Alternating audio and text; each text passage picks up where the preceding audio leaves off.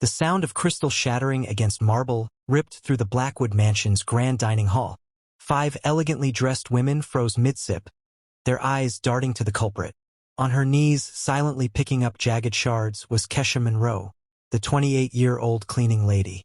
"Oh, for heaven's sake," hissed Victoria Ashworth, leaning toward the woman beside her. "That woman shouldn't even be in the same room with us." Her whisper wasn't as quiet as she thought. Kesha heard it. So did David Blackwood, the billionaire widower sitting at the head of the table.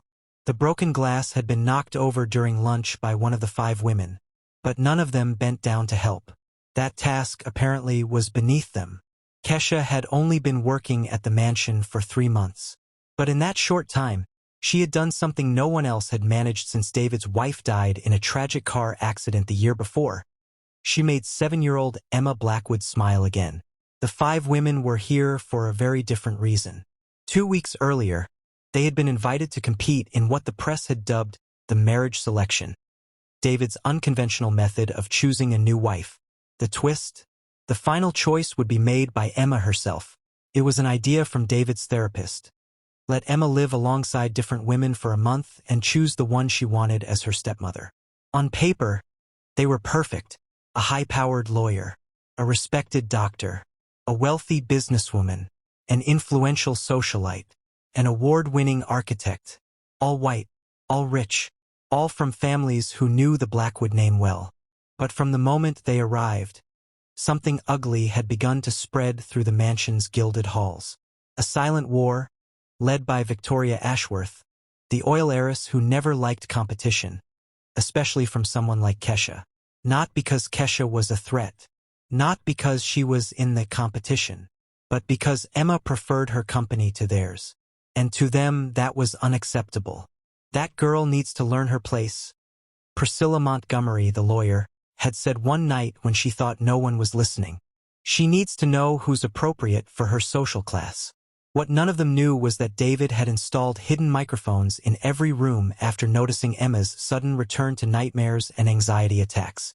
Every cruel word, every insult toward Kesha, every cold, calculated attempt to humiliate her, was being recorded. And while the women saw Kesha as just the help, David was watching and learning exactly who they truly were. What they also didn't know was that Kesha Monroe was no ordinary maid. She had a degree in early childhood education. She had been a teacher before life forced her to take cleaning jobs to pay for her mother's medical bills. And when she bowed her head in the face of their insults, it wasn't submission. It was a strategy. Because Kesha understood something they didn't. The best revenge is served when your enemy doesn't even realize you're holding the knife. And soon, they would. By the 3rd week of the marriage selection, the tension inside the Blackwood Mansion was thick enough to taste. The women smiled politely for David's benefit during dinners, but the moment he left the room, the smiles dropped, replaced by whispers sharp enough to cut glass. Kesha had learned to move quietly. She carried trays, refilled drinks, and dusted shelves, all while overhearing conversations she was never meant to hear. "Emma spends too much time with her," Victoria said one afternoon in the sunroom, her voice dripping with irritation. "She's being influenced." "Influenced?" The doctor, Celeste Wright, scoffed. "She's 7. What exactly is Kesha influencing her to do? Learn kindness? Have a heart?" "Kindness isn't the issue," Victoria replied coldly. "It's about understanding social boundaries. That girl isn't our equal, and Emma should know that." Kesha's hand tightened on the silver tray she was carrying. She could feel the sting of the words, but she also noticed something else. Not all the women agreed with Victoria, but none of them dared to openly defy her. That's when Kesha realized the mansion wasn't just hosting a competition. It was a battlefield, and Emma was the prize.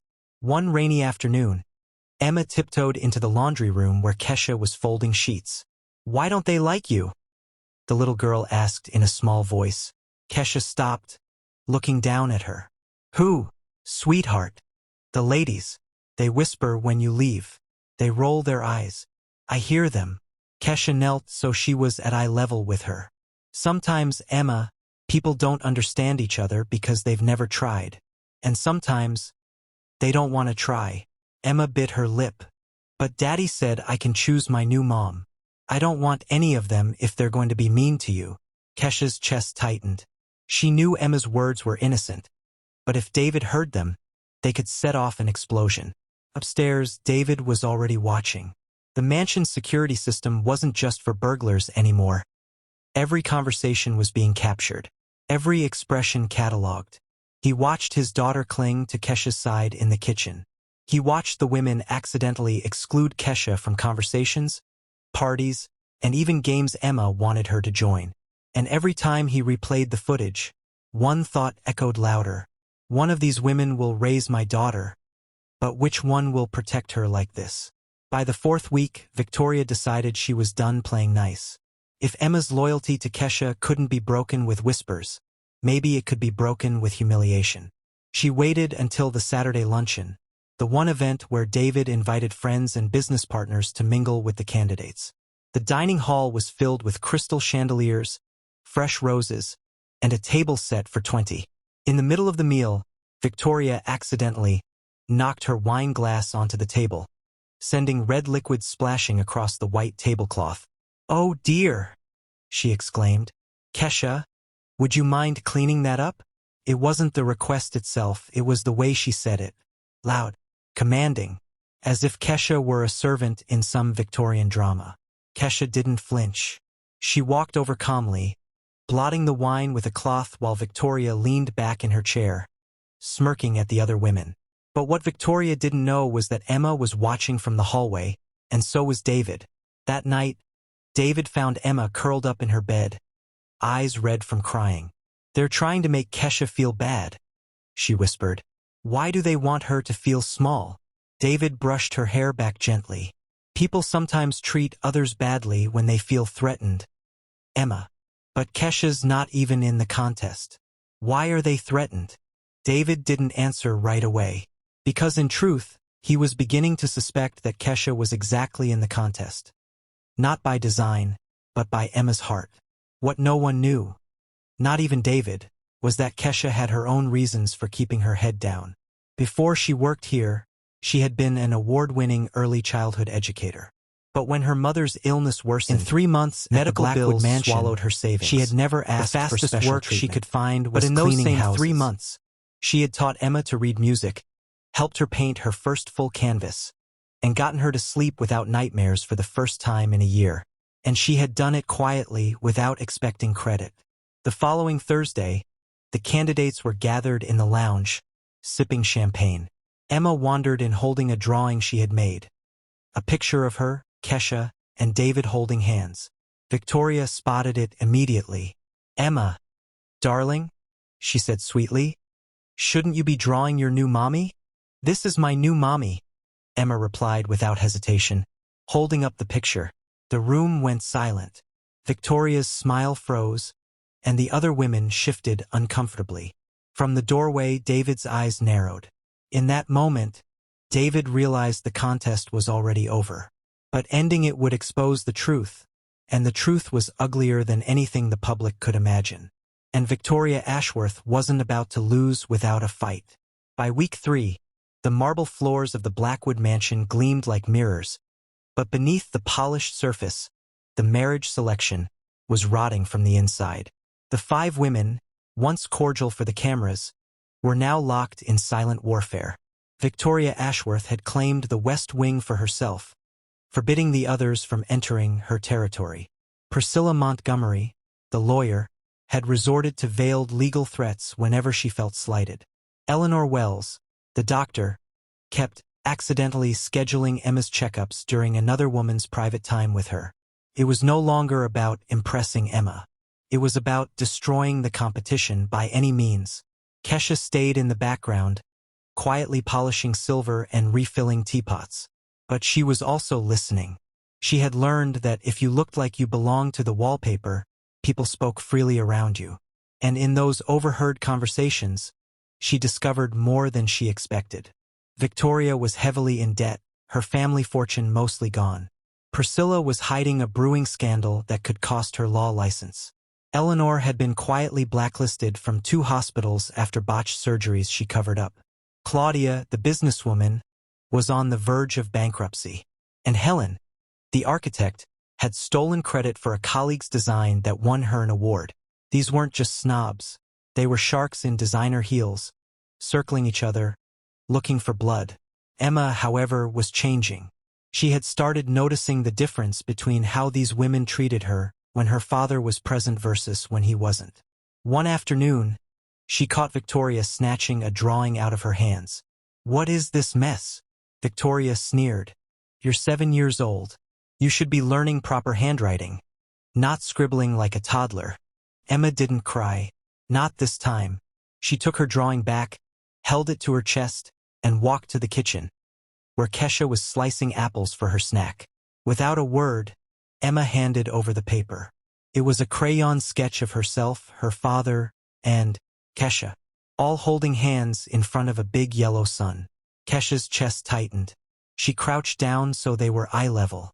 "Is this your family?" she asked softly. Emma hesitated, then nodded.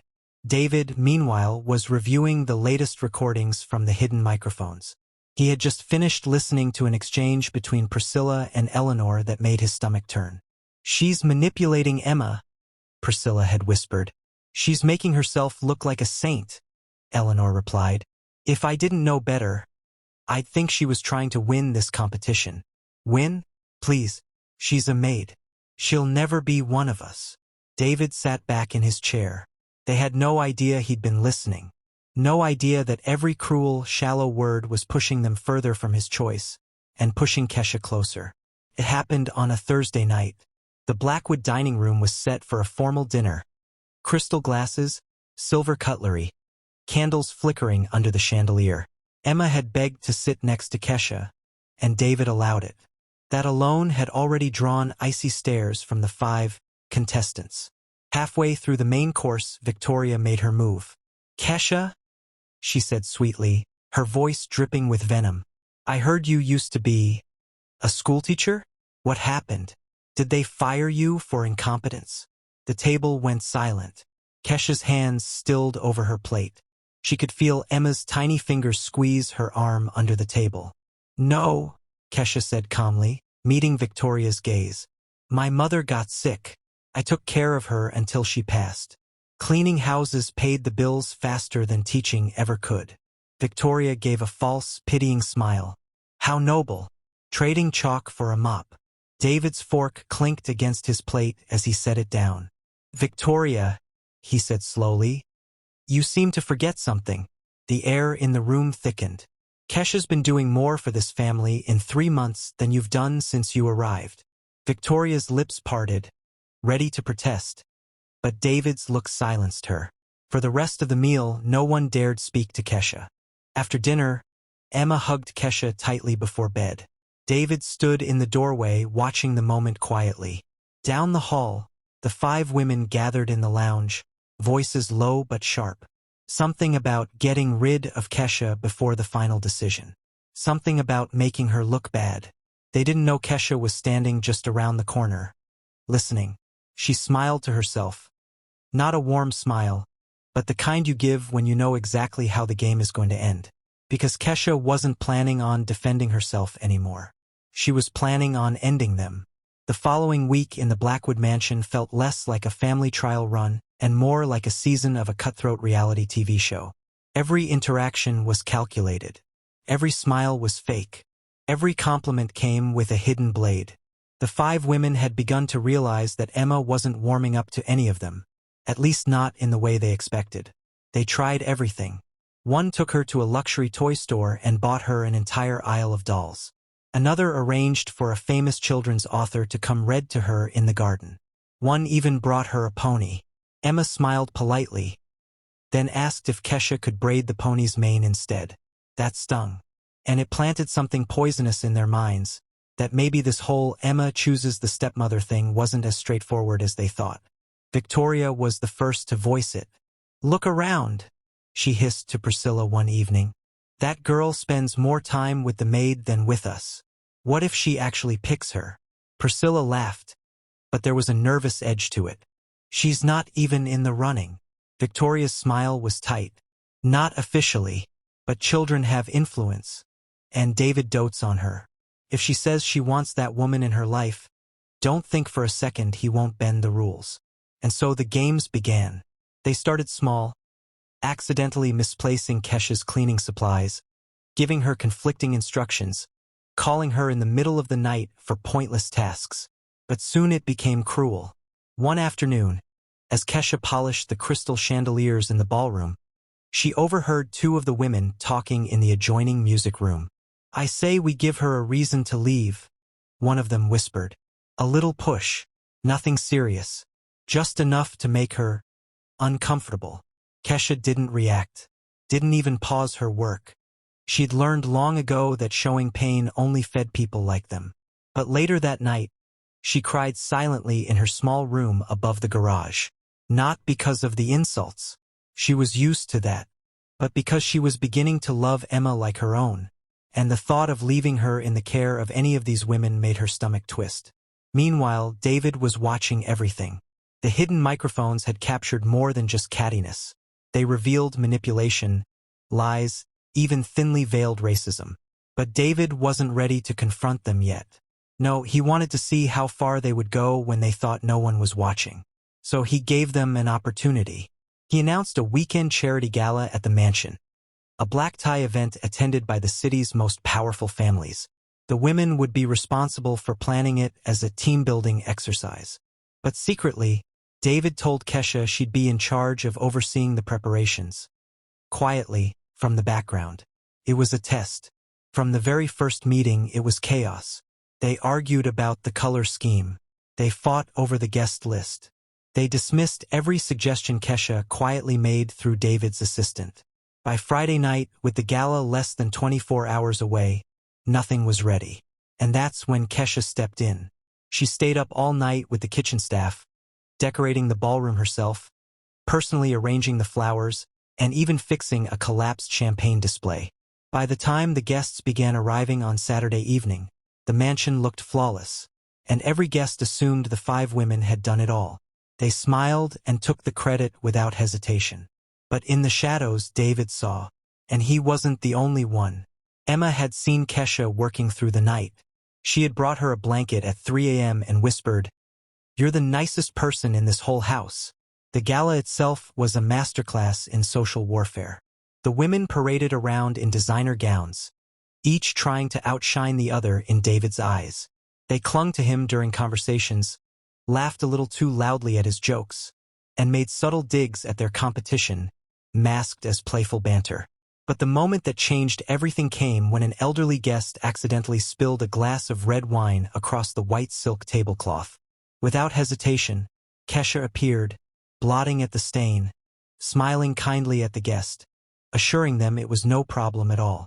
David caught the look on Emma's face, pure admiration, and then he caught something else. Victoria was watching too, but her expression wasn't admiration. It was fury. When the last guest left and the music faded, the mansion fell into an uneasy quiet.